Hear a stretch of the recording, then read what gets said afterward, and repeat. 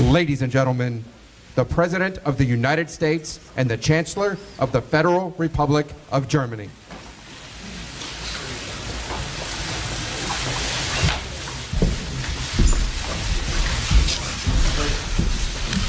Thank you very much.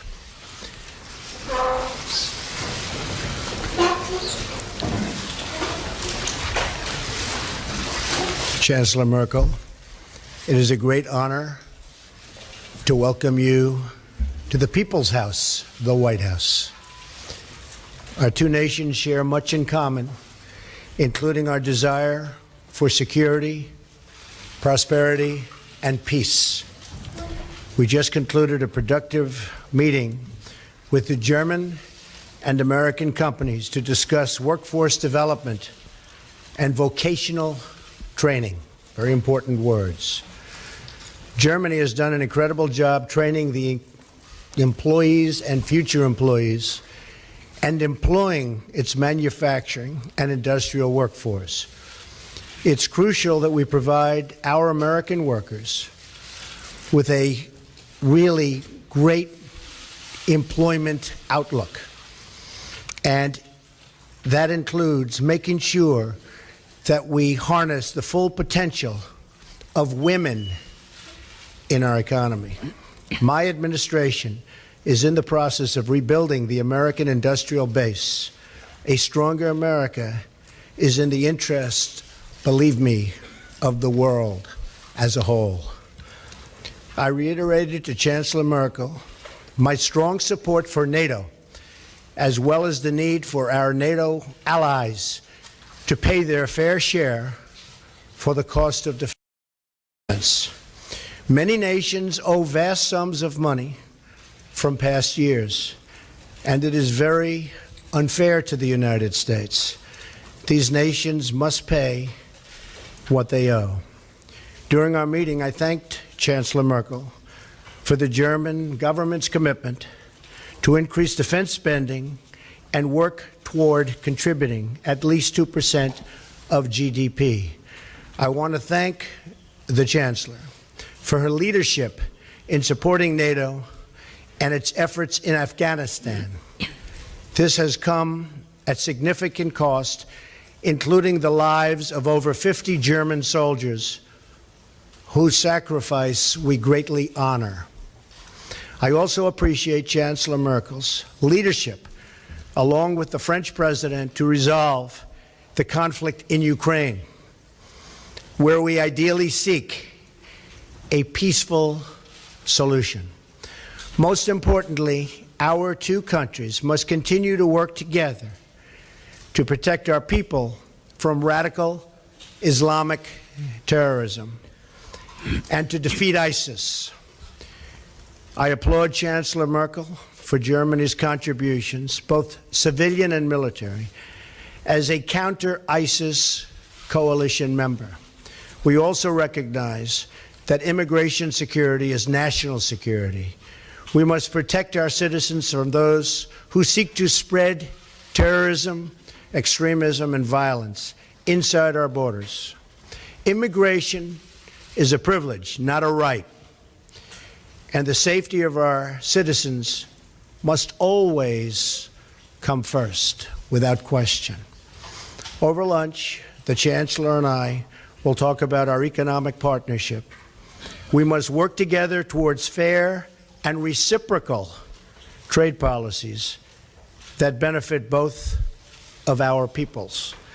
Millions of hardworking U.S. citizens have been left behind by international commerce, and together we can shape a future where all of our citizens have a path to financial security. The United States will respect historic institutions, and we will also recognize the right of free people to manage their own destiny. The close friendship between America and Germany is built on our shared values. We cherish individual rights, we uphold the rule of law, and we seek peace among nations. Our alliance is a symbol of strength and cooperation to the world. It is the foundation of a very very hopeful future. Thank you. Sehr geehrter Herr Mr. President, ladies and gentlemen, it is a great pleasure and privilege to be here today in the White House together with President Donald Trump and have a first personal one-on-one meeting and an exchange of views. In the period leading up to this visit, I've always said it's much, much better to talk to one another and not about one another, and I think our conversation proved this. We talked about the international situation. We talked about also apprenticeship programs when we met with CEOs and apprentices around a round table. As regards the shared interests that we have, let me look back into the past. We, the Germans, owe a lot to the United States of America, particularly as regards the economic rise of Germany. This was primarily due to the help through the Marshall Plan. We were also able to regain German unity after decades of the United States standing up for this together with other allies and standing by our side during the period of the Cold War.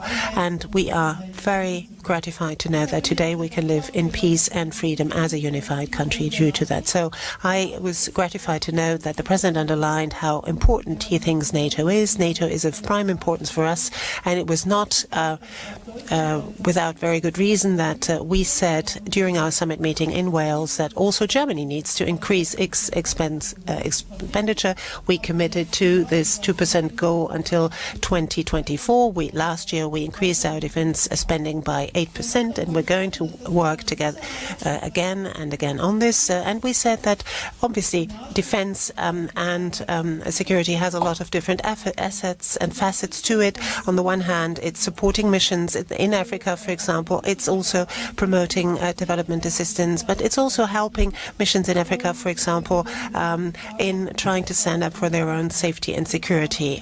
We continue to be in conversation. What was important for us today was that we were able to talk about Afghanistan, talk about what, as the President quite rightly said, the continuing mission of Germany in Afghanistan. I am very glad that the United States are intending to continue to commit to the Afghan mission as well. Together we fight against Islamist terrorism. Germany is going to step up its work and is going to continue its work in Afghanistan and also in Syria. We're going to monitor the situation there very closely. We're going to work on political solutions in Syria, but also in Libya, what we talked about.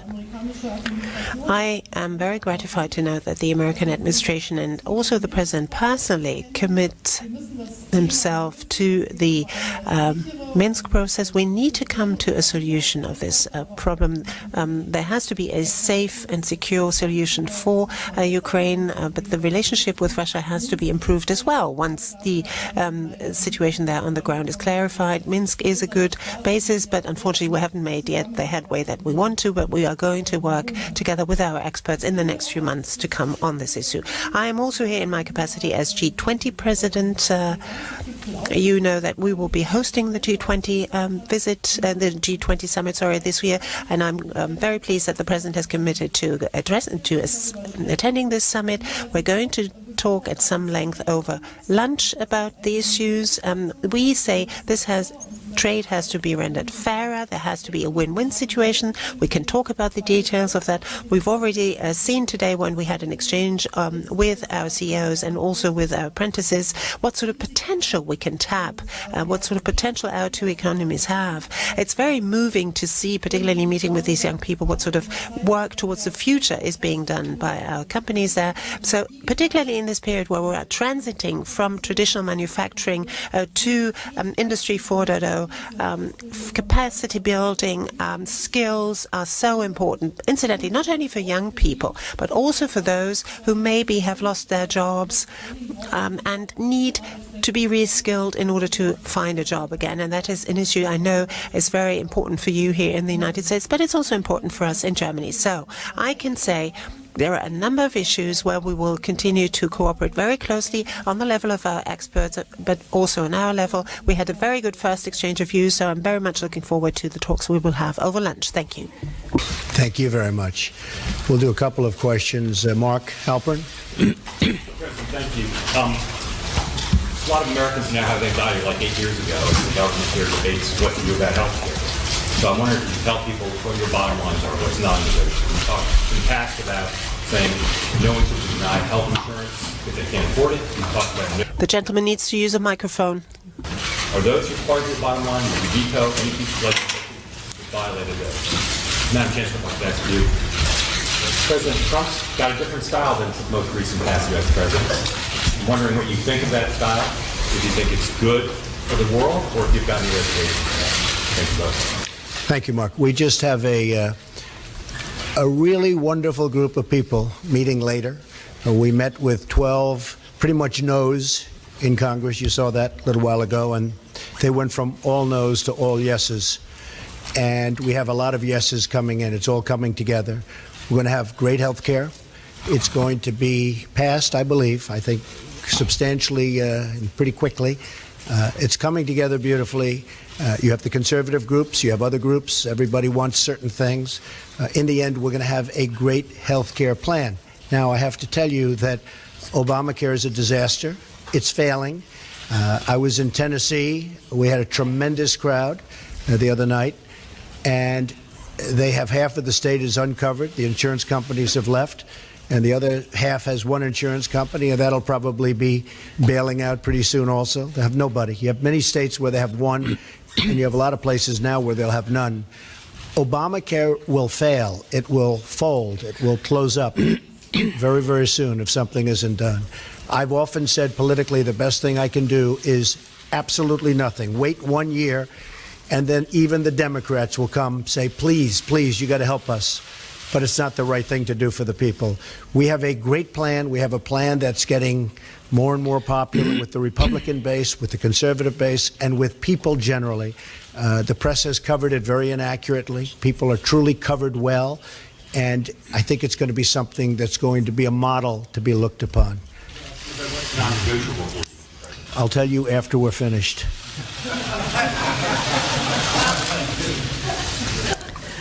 Ja, danke schön. Thank you very much. Well, I'm here as Chancellor of the Federal Republic of Germany. I represent German interests. I speak with the President of the United States, who, well, stands up for, as is right, American interests. That is our task, respectively. And I must say that I was very gratified to know the very warm and gracious hospitality with which I've been received here. We held a conversation where we were trying to address also those areas where we disagree, but to try to bring people together, try to show what is our vantage point, what is the American vantage point, and then try to find a compromise which is good for both sides, because we need to be fair with each other. Each and everyone is expecting for his or her leader that something good comes out of it for their own people. For Germany, I can say, well, people are different. People have different abilities, have different characteristic traits of character, have different origins, have found their way into politics along different pathways, which, well, that is diversity, which is good.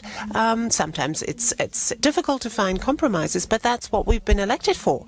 If everything just went like that without problem, well, you didn't need politicians to do these jobs. Frau Dunz. Ms. Dunz, please. Christina Dunz from the German press agency. Madam Chancellor, given the experience of the GDR, you are always saying that you are so confident that walls can fall also. For how dangerous do you think this isolationist policy of the U.S. president is, what with the import tariffs that he plans, and also with the fact that he doesn't think the EU doesn't deal with the EU in a very respectful way? And Mr. President, America first, don't you think that this is going to weaken also the European Union? And why are you so scared of diversity in the news and in the media, that you speak so often of fake news, and that things, after all, in the end cannot be proven? For example, the fact that you have been wiretapped by Mr. Obama. Nice, friendly reporter. Well, first of all, I don't believe in an isolationist policy, but I also believe a policy of trade should be a fair policy. And the United States has been treated very, very unfairly by many countries over the years, and that's going to stop. But I'm not an isolationist. I'm a free trader, but I'm also a fair trader. And our free trade has led to a lot of bad things happening. You look at the deficits that we have, and you look at all of the accumulation of debt.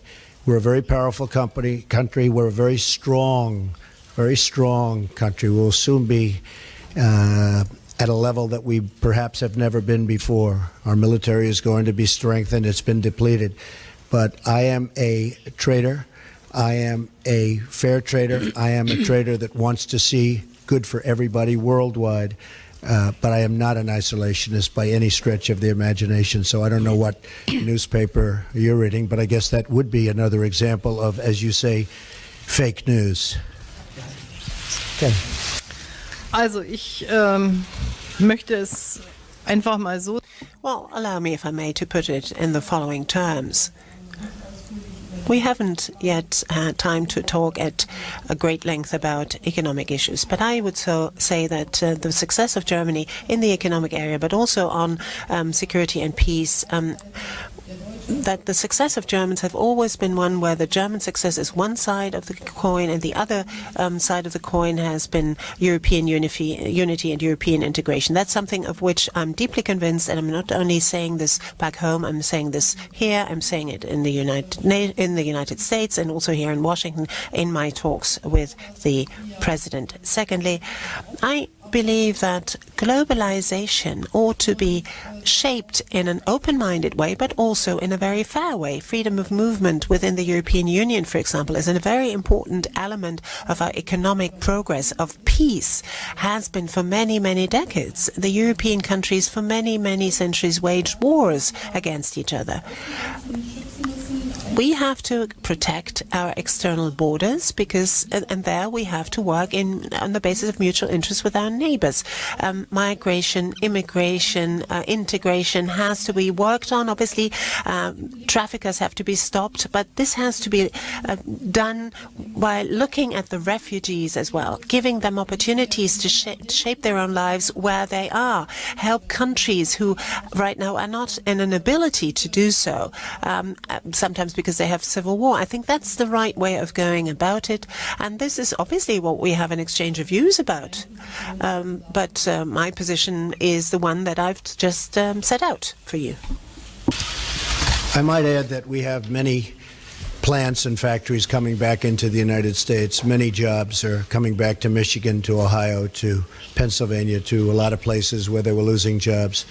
And we will have a different policy, but it's going to be a great policy for not only the United States, but a great policy worldwide. And I look very much forward to it. Kevin Cerulli.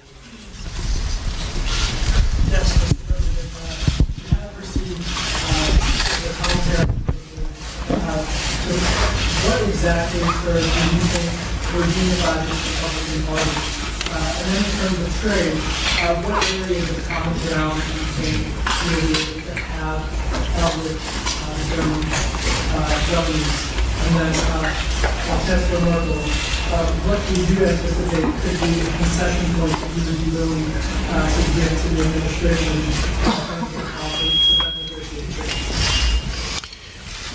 Well, Kevin, I think we have a very unified Republican Party. After all, we have the presidency, we have the House, we have the Senate, and we're getting along very well, I will tell you. And if you were at the meeting that I just attended, where we took 12 no's or semi-no's, no yeses, and within a short period of time, everybody was very much on board, and a commitment to vote yes. I think we have a very unified party. I think actually more unified than even the election. You see, when they talk about me, I seem to be very popular, at least this week, within the party, because we have our highest numbers, the highest numbers that I've ever had in the party. So I think there's a great unification. Healthcare is a very, very difficult subject. It's a very complex subject, and it's a subject that, goes both ways. You do something for one side, and the other side doesn't like it. But it's really something that's come together very well, and I think it's going to be very, very popular, extremely popular. On trade, with Germany, I think we're going to do fantastically well. Right now, I would say that the negotiators for Germany have done a far better job than the negotiators for the United States. But hopefully we can even it out. We don't want victory, we want fairness. All I want is fairness. Germany's done very well in its trade deals with the United States, and I give them credit for it. And I can speak to many other countries. I mean, you look at China, you look at virtually any country that we do business with, it's not exactly what you call good for our workers. I mean, you look at the horrible NAFTA transaction. NAFTA has been a disaster for the United States. It's been a disaster for companies, and in particular, it's been a disaster for the workers. A lot of the companies just moved.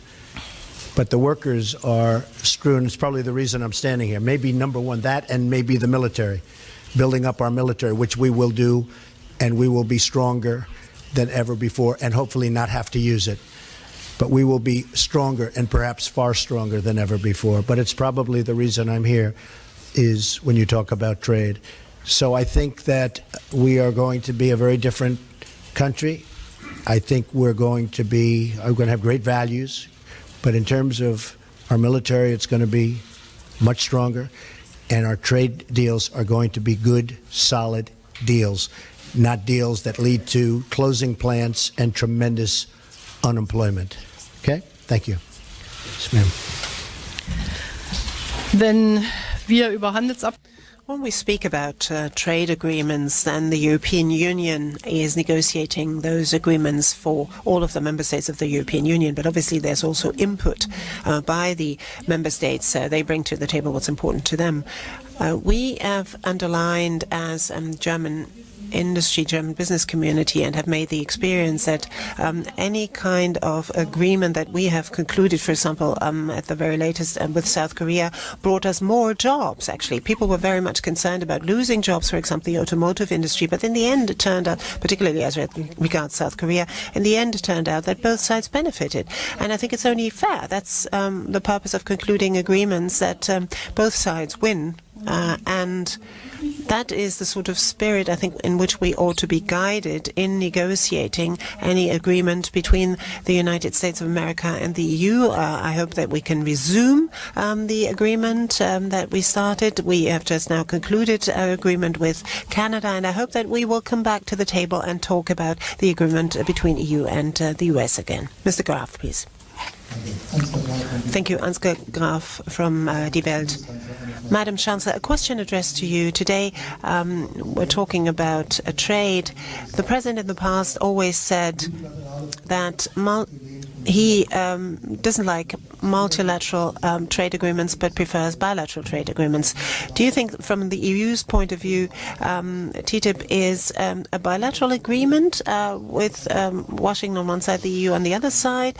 Now, is the problem maybe that America, the President of the United States and the Europeans have a basically different understanding of what the EU is all about? That's my question addressed to you. And Mr. President, my question addressed to you, if I may. Rejected White House claims that the alleged wiretapping on you, on the Trump Tower, on Trump Organization, or on members of your campaign was that British intelligence was either responsible for it or involved in it. After these claims are rejected, what is your take on that? Are there other suspects, or do you think it was a mistake to blame British intelligence for this? And by the way, my second question, are there from time to time tweets that you regret in hindsight? Very seldom. Very seldom. Very and seldom. you would have, so you never would have Very wished seldom. not to have Probably tweeted wouldn't be here something. right now, but so very seldom. We have a tremendous group of people that listen, and I can get around the media when the media doesn't tell the truth, so I like that. As far as wiretapping, I guess, by this past administration, at least we have something in common, perhaps.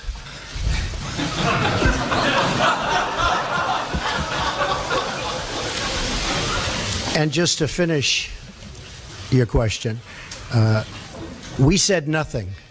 All we did was quote a certain very talented legal mind who was the one responsible for saying that on television. I didn't make an opinion on it. That was a statement made by a very talented lawyer on Fox. And so you shouldn't be talking to me, you should be talking to Fox. Okay? Thank you. Ja, ich glaube, dass der Präsident Well, I believe that the president has clearly set out his philosophy as to what trade agreements have to bring about for the American side as well. I personally don't think that Germany needs to negotiate and not the European Union. We've devolved our competences to the European Union, so the European Union, or rather the Commission, negotiates on behalf of the member states. So that's not going to prevent us from concluding agreements. For me, indeed, this would be then qualify as a bilateral agreement between the EU and the United States if we had it. But the question is, will it be of benefit to both countries or not? And let me be very honest, very candid. A free trade agreement with the United States of America has not always been all that popular in Germany either. There have been less demonstrations against this free trade agreement in the United States than in Europe and also in Germany. So I am very glad to note that apparently the sort of perspective on that has changed a little bit, at least in Germany too. Thank you very much. Great honor. Thank you. Thank you, ma'am. Thank you.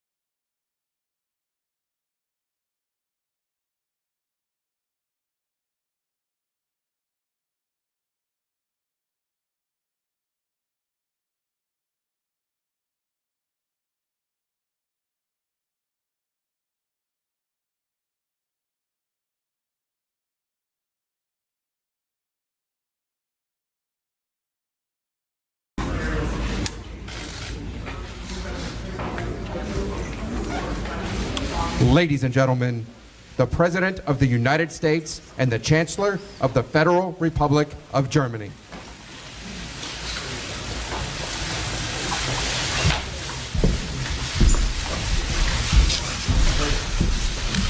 Thank you very much.